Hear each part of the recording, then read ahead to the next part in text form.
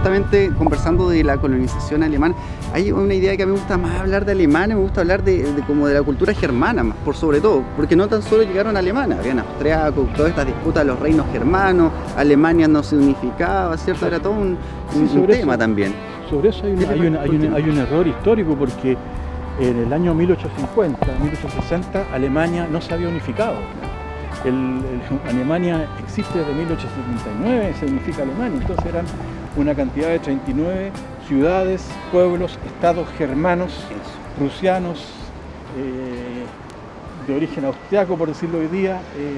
Eran, digamos, un espacio de Europa Central que estaba sometido a muchas guerras, y que precisamente la inestabilidad y la dificultad de encontrar tierra es lo que los hace a ellos la posibilidad de irse de donde están y llegar acá. Es decir, porque no tenían nada allá, es que se vienen para un lugar tan desconocido y tan inhóspito como sería el sur de Chile. Entonces tratemos de cambiar algo y digamos que hablemos de cultura germana o de inmigración germana, hablando de los pueblos germanos por sobre los alemanes, ¿cierto? Sería interesante aclararlo. Sí, es una inmigración de distintos pueblos, estados, provenientes del Imperio Prusiano y del Imperio Austrohúngaro, que ocupaban este espacio, pero no existía el Estado alemán. Bien, y acá a nuestra espalda tenemos la Casa Richter, ¿cierto? Un personaje que veníamos conversando y usted nos venía retratando un poco la historia de este personaje. ¿Qué nos podrías comentar? Claro, Martín Richter llegó entre los primeros colonos acá a Frutillar y tuvo dos hijos. Esta es la casa de Bernardo Richter, y la otra, que estaba allá frente a un antiguo muelle, era la de Adolfo Richter. Y entonces aquí hoy día esta casa se construyó en 1895-1900 y tiene las características que usted ve, como unas planchas de metal que eran importadas de Valparaíso para proteger precisamente la intensidad de la lluvia. Aquí la lluvia, con el viento y los temporales, es muy fuerte y es lateral. Entonces, la misma lata que tiene la iglesia de Puerto Vara, ¿cierto? Que podemos apreciar en las casas antiguas de los colonos. Lo encontramos, el estilo lo encontramos en varias partes distintas, aquí en el sur, en otras casas más al centro también. Puerto Montt igual. Aquí, digamos, esto fue adquirido por la familia Chis, y el Teatro del Lago instaló una dependencia de Casa de las Artistas, o para enseñar las artes, y reconstituyó un poco los marcos de las ventanas, y lo trató hace unos 10 años atrás. Excelente. Bien, continuamos entonces hacia lo que vendría siendo la municipalidad, y cambiamos un poco de tema. No es que dejemos atrás la historia, ¿cierto? Se puede ir vinculando, pero ¿qué les parece si nos adelantamos y hablamos un poco de lo que vendría siendo el rol social que tiene usted como personaje acá en la comuna de Frutillar? Todos los desafíos que se nos trae con el turismo, ¿cierto? La plusvalía, el valor de la tierra, y cómo eso va llamando nuevos capitales que, al parecer, si en algún principio de la historia de Frutillar era llamativo poblar esta zona, hoy en día eso se ha transformado también en una suerte de peligro para la historia misma, ¿no? En cómo proteger la tierra, en cómo proteger la historia, y aquí es donde viene su rol con la zona típica. ¿Qué nos podría comentar usted respecto a la reciente catalogación de todo este sector costero como zona típica? Bueno, el comportamiento tradicional, histórico que tenía Frutillar es que se juntaban los notables y decidían resolver un problema. Así se creó el Club Alemán, así se creó el Colegio Alemán, así se crearon todas las instituciones colectivas. No había Estado. Entre 1860, 1900, 1910, 20 no había Estado aquí, no había participación. Por lo tanto, se juntaban los notables y resolvían los problemas. Aquí yo soy presidente de la Junta de Vecinos del barrio patrimonial, y por lo tanto nos juntamos un poco en función del interés de mantener la identidad histórica, patrimonial, cultural, natural de Frutillar. Y nos pareció que era muy fuerte la amenaza del sector inmobiliario por apoderarse del borde lago e instalar grandes construcciones como mall o hoteles de altura.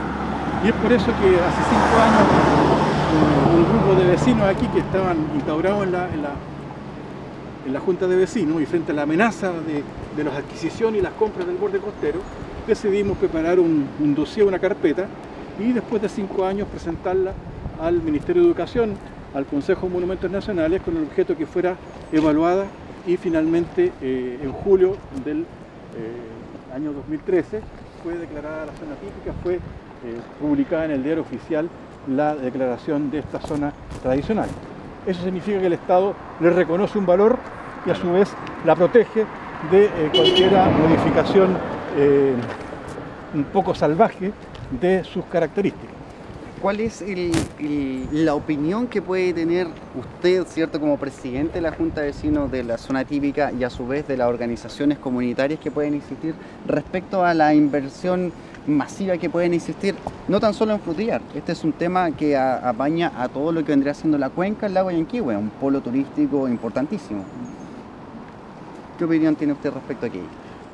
Nosotros creemos que las ciudades tienen que evolucionar desde su identidad, desde su historia al presente y al futuro. Una ciudad que no tiene identidad o que no guarda una continuidad con lo que antes fue, no puede proyectarse con ciertas posibilidades para participar en los desafíos del futuro. Entonces, en ese sentido es que nos parece que a nosotros tenemos que evolucionar en un crecimiento lento de flujos de visitantes y de nuevos habitantes que se instalen acá en Frutillar, que sea sustentable y compatible con los modos de vida que aquí han existido y que existan. Es decir, no puede ser no puede haber aquí inversiones de ciudades flotantes o no puede aquí haber moles de una envergadura que distorsionan el paisaje, la arquitectura y la actividad natural. Lo que más se aprecia en Frutillar es precisamente la naturaleza. La gente le gusta pasearse por acá por la costanera y le gusta mirar el borde lago, la precordillera, el volcán Osorno, el Puntiagudo, el Calbuco, el Monte Tronador. Es decir, lo que más aprecia es que no le colocan ninguna barrera que le impida ese contacto con la playa, con el agua, con la naturaleza. Y eso es lo que hemos querido defender y desarrollar con la zona típica de Frutillar. Excelente. Junto con esto nos conversaba usted que existe como una asociación de asociaciones. ¿Cómo era que se llamaba aquello, cierto? Que logra congregar a todas las, digamos, las juntas de vecinos de la comuna. Es que el Estado proclamó el año 2011 lo que se llama la Ley 20.500, que es sobre participación ciudadana, y estableció que en cada comuna tenía que constituirse con todas las organizaciones sociales, las organizaciones de interés sin fines de lucro, constituir el Consejo Comunal de Organizaciones de la Sociedad Civil. Y eso nosotros participamos en esa llamado a la primera convocatoria a elecciones, y en el año 2012 yo fui elegido como vicepresidente de ese conjunto de las organizaciones, que es por ley presidido por el alcalde.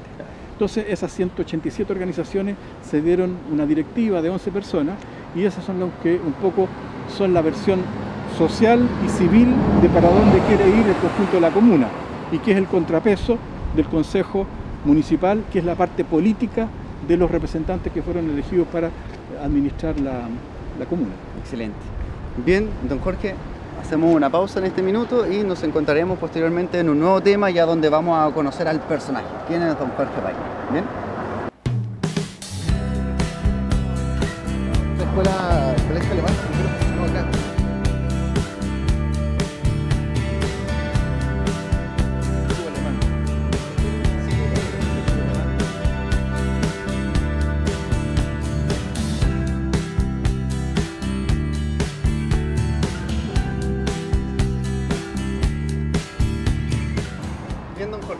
En este recorrido histórico hemos hablado de historia de Frutillar, hemos hablado de ciudadanía, participación, protección del patrimonio. ¿Qué le parece si hablamos un poco del personaje? ¿Quién es don Jorge Valle? ¿Cómo es que llega acá? ¿Cómo es la historia familiar? Bueno, yo soy descendiente de un pastor luterano que llegó inicialmente a hacerse cargo del templo de Osorno en 1881, y que posteriormente fue trasladado para hacerse cargo del templo luterano de Frutillar a partir del 1 de enero de 1905. Y yo soy un descendiente de esta tierra. Ahora, respecto al último periodo, a mí me tocó volver de Francia,